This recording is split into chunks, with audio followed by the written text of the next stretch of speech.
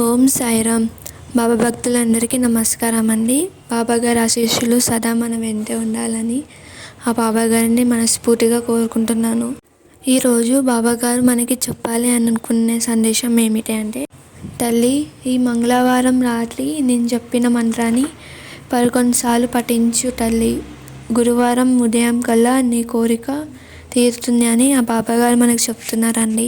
బాబాగారి సందేశం వినడానికి వచ్చిన వాళ్ళందరూ తప్పకుండా మన ఛానల్ని సబ్స్క్రైబ్ చేసుకొని ఫ్రెండ్స్, ఇంకొందరు బాబా భక్తులకు షేర్ చేయండి. ఇప్పుడు మనం వీడియోలోకి వెళ్దాం. తల్లి, నువ్వు చాలా బాధలో ఉన్నావు కదా. అనుకున్న పనులు జరుగుతలేవని, ఇంట్లో మనశ్శాంతి లేదని ఎప్పటి నుంచో బాధపడుతున్నావు కదా బిడ్డ. ప్రతిరోజు బాబా నన్ను కాపాడు అని నన్నే ప్రార్థన చేస్తూ ఉన్నావు కదా బిడ్డ. తల్లి, నీ బాధలను నేను చూడలేకపోతున్నాను. అందుకే నీకు ఈ మంత్రాన్ని నీ దాకా చేరుస్తున్నాను. తప్పకుండా ఈ మంత్రాన్ని 11 సార్లు పఠించు. నీకు ఏ కోరిక ఉన్నా సరే, ఎప్పుడు బాధలు ఉన్నా సరే ఈ మంత్రాన్ని పఠించు తల్లి. ఈ మంత్రాన్ని చదివే ముందు శివయ్యను మనసులో అనుకొని నీ కోరిక చెప్పుకొని ఈ మంత్రాన్ని చదువు బిడ్డ. ఇప్పుడు ఆ మంత్రం ఏంటో చూసేద్దాం ఫ్రెండ్స్.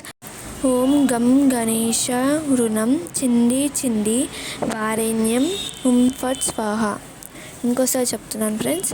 ఓం గం గణేశ రుణం చింది చింది వారేణ్యం హుం ఫట్ స్వాహ. మీకు స్క్రీన్ మీద కనిపిస్తుంది కదా ఫ్రెండ్స్. ఆ మంత్రాన్ని మీరు ఒక పేపర్లో రాసుకొని చదువుకోండి. ఇప్పుడు ఒక తెల్ల కాగితం మీద రాసుకొని పనుకునే ముందు నీ దిండు కింద పెట్టుకొని నిద్రపో బిడ్డ.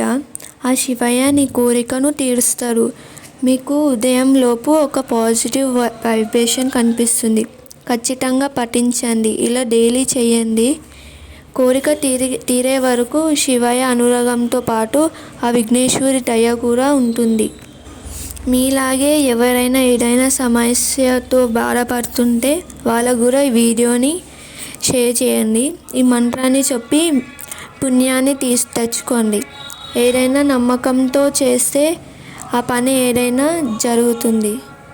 సో ఇదండి మన బాబాగారు చెప్పాలనుకునే సందేశం. మీ అందరికి నచ్చింది కదా ఫ్రెండ్స్. ఇలా ఈరోజు రాత్రి 11 సార్లు మంత్రాన్ని పఠించండి. మీకు అంతా మంచిగా జరుగుతుంది.